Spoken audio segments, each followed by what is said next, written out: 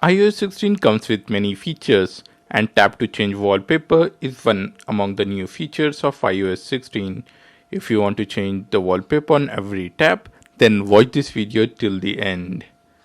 But before we get started, make sure to follow and subscribe to iOS Droids. With that being said, let's begin.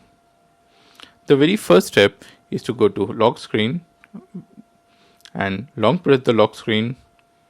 Now scroll to the right and tap on plus icon. Now tap on photo shuffle. Now here you can select the people or nature, or you can use your own photos manually. At the bottom you will see an option of select photos manually. If you want to select your own photos, then select photos manually. Now I want to go with the nature.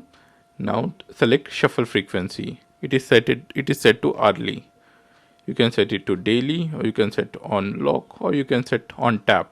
I want to select on tap. Now use featured images. Now tap on the three dots at the bottom and make sure that you have selected it on tap. Now tap on add. Set as wallpaper pair. Now whenever you tap on your lock screen, there will be a change in wallpaper. This is pretty cool, right? So this is how you change the wallpapers on your lock screen on every tap.